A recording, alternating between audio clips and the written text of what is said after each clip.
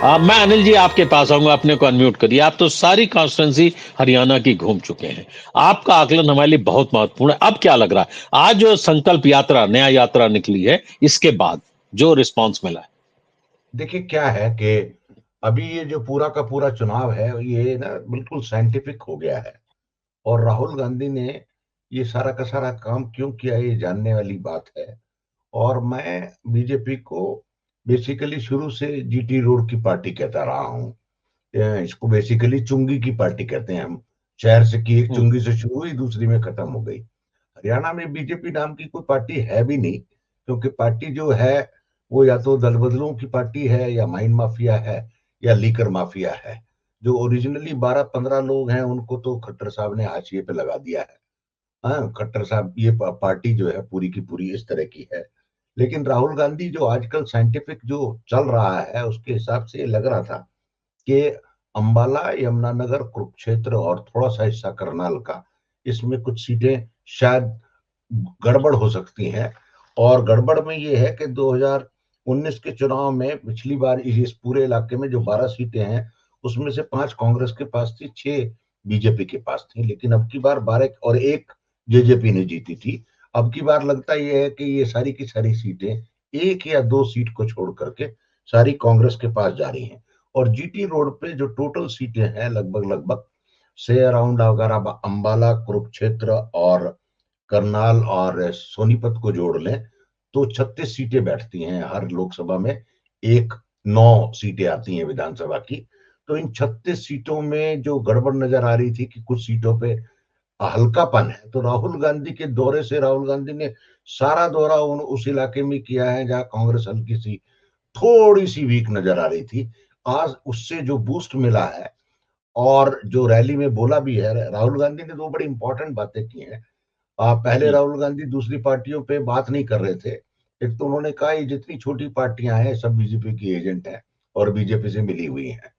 तो ये वो भ्रम दूर कर दिया। दूसरा, हर रैली की के एंड में शैलजा का और हुड्डा का हाथ पकड़ करके दोनों को मिला दिया। वो भी कंफ्यूजन दूर कर दिया कि भाई कहीं झगड़ा है। और हुड्डा ने कहा भी बहन शैलजा, हालांकि शैलजा ने हुड्डा जी का नाम नहीं लिया, शैलजा ने तो डायरेक्ट भाषण दिया। प्रियंका साथ में गई, उस बात को रीइंफोर्स किया कि अकेले अकेले कैंपेन नहीं कर रहे हैं, सारे साथ कर रहे हैं। तो वो कंफ्यूजन भी दूर कर दिया। और खास तौर से जो हरियाणा में जो, आप ये समझिए, इनको भारतीय जनता पार्टी को ये नहीं समझ में आया 2014 से 2024 तक कि हरियाणा स्टेट का भगवाकरण करना है, गवर्नेंस करना है। भगवाकरण हो नहीं सकता था हरियाणा का, क्योंकि हरियाणा आर्य समाज की धरती है। और गवर्नेंस इनको आती नहीं, इन्होंने चौपट कर दिया। It's a urban planning disaster. और गांव में पीने का पानी नहीं है, भिवानी सड़ा हुआ है, हिसार सड़ा हुआ है, सिरसा सड़ा हुआ है। फरीदाबाद जैसा शहर जो दिल्ली से लगता हुआ, उसमें एक आदमी कार में डूब के मर गया पुल के नीचे। गुड़गांव डूब ही जाता है। गुड़गांव में तो एक सिविल अस्पताल नहीं है जिसको मिलेनियम हॉस्पिटल कहते हैं। सिविल हॉस्पिटल नहीं है। पिछले 5 साल से अंडर कंस्ट्रक्शन है पुराने गुड़गांव में, आप समझिए। हिसार में लोग धरने पे बैठे हैं इंश्योरेंस का क्लेम के लिए, एयरपोर्ट के रास्ते के लिए, दूरदर्शन के बंद हो गया वहां उसके लिए। तबाही मची हुई है। किसान आंदोलन अलग से है। ये पूरा इलाका जो राहुल गांधी घूम के आए हैं सरदार जाट और उसका है। बीजेपी के पास दो वर्गों की वोट जरूर है। पूरी तरह से बनिया समुदाय बीजेपी के साथ है, पंजाबी समुदाय है। ब्राह्मण थोड़ा पहले जाता था इनके साथ पूरी तरह से, लेकिन ब्राह्मण अब 50-50 हो गया है। सरदार जाट दलित, दलित 38% वोट मिला दलितों का कांग्रेस पार्टी को पिछले चुनाव में। आ समझिए ना।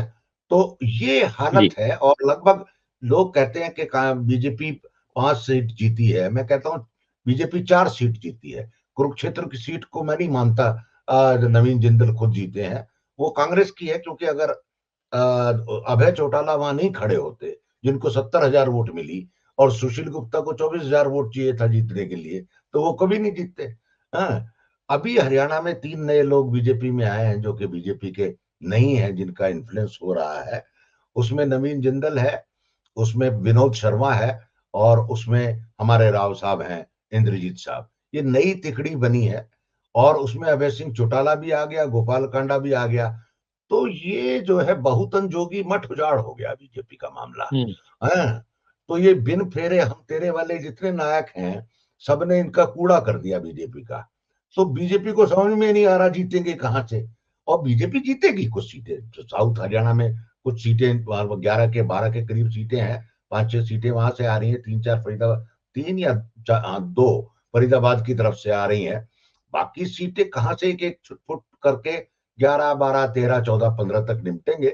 उसके बाद तो अब नरेंद्र मोदी चले जाए, नरेंद्र मोदी और अमित शाह भी जो बात कर रहे हैं, भाषण कर रहे हैं, उनके भाषणों से भी लग रहा है कि कांग्रेस आ रही है। जब प्रधानमंत्री कहता है कांग्रेस आएगी और बर्बाद कर देगी हरियाणा को, इट इज ए एक्सेप्टेंस कि कांग्रेस आ रही है, डीम एक्सेप्टेंस है। अगर भाई कांग्रेस आएगी नहीं तो बर्बाद कैसे करेगी? आप अपना एजेंडा बता नहीं रहे हरियाणा में क्या करोगे, आप ये अगर जी कांग्रेस आ गई तो बर्बाद कर देगी। ये जो बेमेल है, राजनाथ का भाषण आप जो झज्जर में हुआ, झज्जर में पीने का पानी नहीं है। ये कैसे 2047 में ले जाएंगे, विश्वगुरु बनाएंगे? हरियाणा जो दिल्ली से लगता हुआ 250 किलोमीटर का एरिया है, पानी की त्राही जी त्राही कर रहा है। और सुन लो, एक और छोटा सा एग्जांपल देता हूँ। इसके मोहन मनोहर लाल खट्टर के 2 गांव हैं, एक निदाना जहां से पार्टीशन की बात लेकर के आए, और जहां ये बिन्यानी अभी रहते हैं। निदाना में गांव धरने पे बैठे हैं लोग, लगभग लगभग 26 महीने से गांव के एंटर करते ही ऐसा चकबंदी का चक्र चलाया हुआ है, चक्र घुमा हुआ है उनका। और वो किसान कह रहे हैं इसको विदा करके जाएंगे, यहाँ से उठेंगे ही नहीं। हाँ, दूसरा बनियानी गांव है, उसमें एक प्रधान है, वो दलित है बेचारा। जी उस गांव में जी हफ्ते में एक बार पानी आता है, मुख्यमंत्री के गांव में। बाकी भाषण क्या देंगे ये, आप मेरे को समझ में नहीं आ रहा। हाँ, बाकी मैं कहूंगा तो 1 घंटा लगेगा मुझे पूरा हरियाणा बताने में, कॉन्स्टिट्यूंसी 90 की 90 जी जी जी कैसे जी पटरा फिरा हुआ है। तो ये चुनाव जो बेसिकली मैं आपसे कह रहा हूं, आने वाले जी 20 साल में हरियाणा में, हरियाणा के लोगों को सोचना पड़ेगा। नौकरी, शिक्षा, स्वास्थ्य और अर्बन प्लानिंग डिजास्टर से बचना है, तो हरियाणा के लोगों को सोचना ही पड़ेगा कैसे होगा। कांग्रेस से भी कुछ नहीं, लेकिन एक जी रिलीफ मिलेगा चेंज होने के बाद। चेंज होने के बाद जो थोड़ी बहुत सावधानी आती है, पिटाई होती है, उसके बाद कुछ काम करने का जज्बा होता है, शायद कुछ हो। Let's see, hope for the best. बिल्कुल।